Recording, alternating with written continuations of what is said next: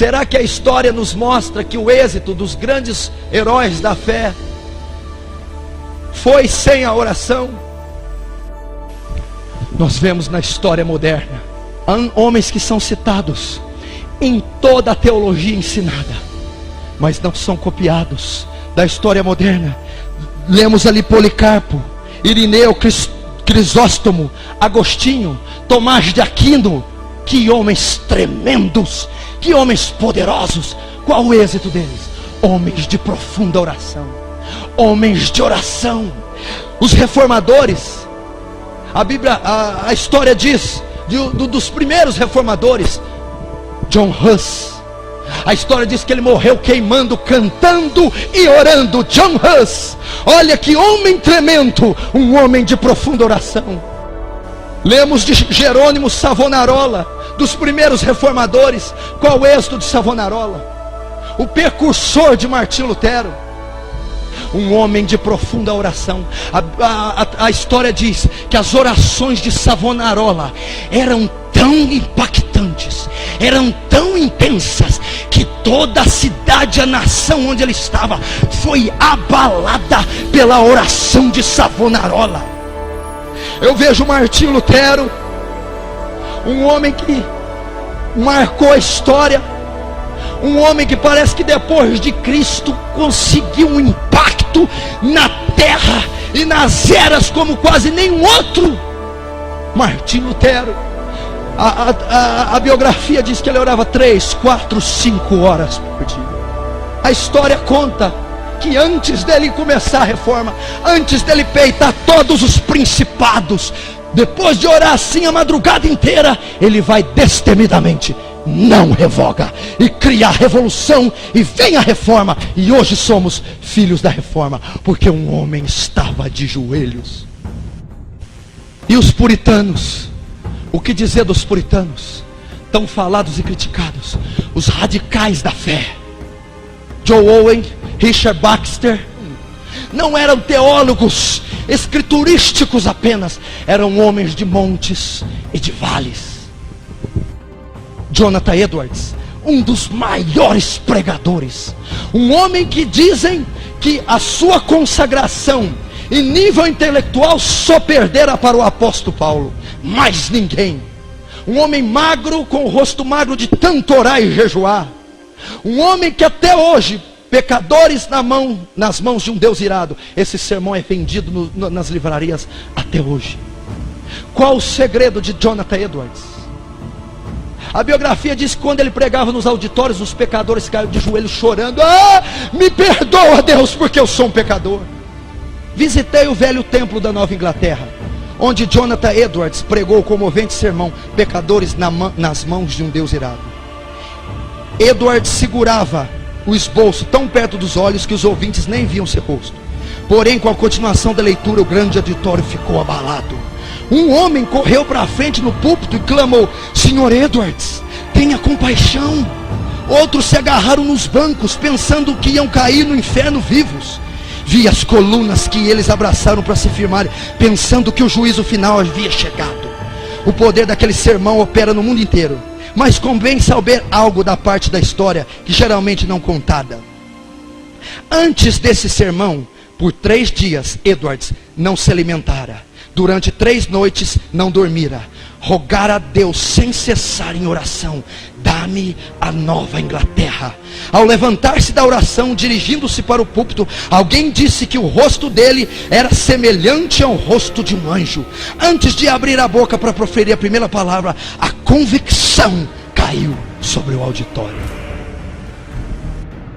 Mude a biografia diz que tinha 130 quilos, orava e lia a Bíblia de joelhos.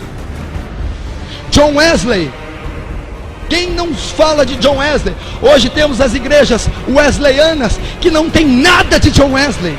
Olha a terminologia que usaram para John Wesley: o tição tirado do fogo.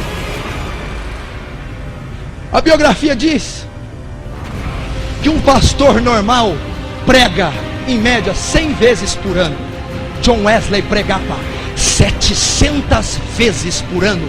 Durante 54 anos John Wesley fez isso.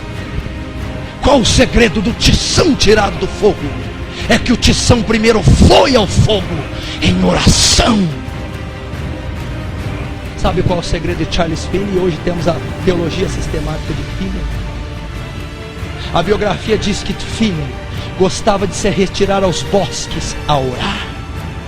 A biografia diz que quando ele se sentia seco, vazio. Sabe quando você está seco, vazio, rançoso, irado, ruim? Ele ia aos bosques e orava 1 dia, 2, 3, 4, até que o poder do alto descia e transbordava na vida de Charles Finney, porque o êxito daquele homem era a oração. E os missionários, Charles Studd, Guilherme Carey, John Wright, Livingstone. Qual o êxito da missão na África? Qual o êxito da missão na Índia de Carey, que fundou um instituto teológico e traduziu a Bíblia em vários dialetos hindus? Os missionários eram homens de oração. Hudson Taylor. Quem não conhece Hudson Taylor? O que fez as missões no interior da China. Um homem incomum, um homem fenomenal. Sabe o que a biografia fala de Hudson Taylor? A biografia diz assim: o sol nunca nasceu na China sem que Hudson Taylor estivesse de joelhos. Ele dá uma declaração de: se eu tivesse 100 vidas, eu as daria todas para a China. Por isso foi um dos maiores missionários. David Brainerd, um missionário que pregou nos Estados Unidos para os peles vermelhas, os índios silvícolas, que eram canibais. Ele correu o risco de ser comido vivo pelos índios. Assim passei a tarde orando incessantemente, pedindo auxílio divino, para que eu não confiasse em mim mesmo. O que experimentei enquanto orava foi maravilhoso. Parecia-me que não havia nada de importância em mim, a não ser a santidade do coração e vida, e o anelo pela conversão dos pagãos a Deus. Desapareceram todos os cuidados, receios e anelos, todos juntos pareciam ser a menor importância que o sopro do vento. Anelava que Deus adquirisse para si um nome entre os pagãos, e lhe fiz o meu apelo com a maior ousadia, insistindo em que ele reconhecesse que eu o preferiria a minha maior alegria. De fato, não me importava onde ou como morava, nem a fadiga que tinha de suportar. Se pudesse ganhar uma para Cristo, continuei assim toda a tarde e toda a noite. Assim ganhei a tribo. George Miller, o grande missionário dos orfanatos. Quem não conhece George Miller? A história diz que, sabe o comentário que faziam de George Miller? Quando esse homem ora, o céu fica em silêncio. Quantos de nós poderíamos ter um título desse? Quando fulano ora, o céu para ouvir a oração. Algumas horas todos os dias eu oro, e ainda vivo no espírito de oração.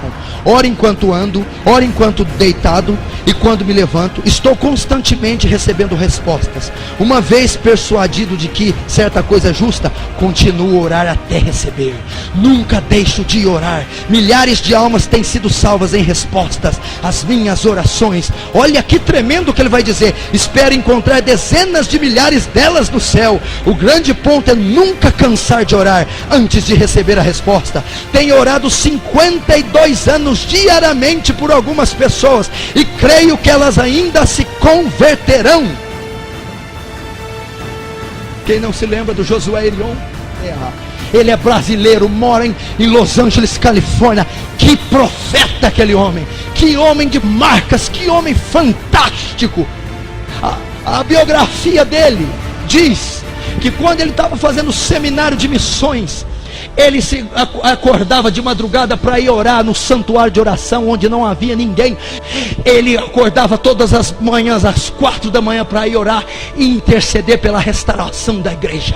Um dia ele acorda, está um profeta de Deus lá, e olha para ele e diz assim: Irion, assim diz o Senhor, todas as madrugadas quando você se levanta para interceder para a minha igreja, eu, o Senhor teu Deus, já estou aqui te esperando, porque eu recebo a tua oração. Charles Haddon Spurgeon, o príncipe dos pregadores, ele tinha uma igreja que chamava Tabernáculo. Sabe quantos membros tinha a igreja de Spurgeon? 12.000 membros. 12.000 membros. Perguntaram para Charles Spurgeon: qual é o segredo do crescimento da igreja do Tabernáculo? Charles Spurgeon responde: o segredo do crescimento é porque a igreja do Tabernáculo é uma igreja que ora, é uma igreja de oração. Na reunião da segunda-feira, toda a igreja comparece para clamar pela cidade, para orar uns pelos outros. Por isso é o crescimento. Você já imaginou uma reunião de oração com 12.000 pessoas orando?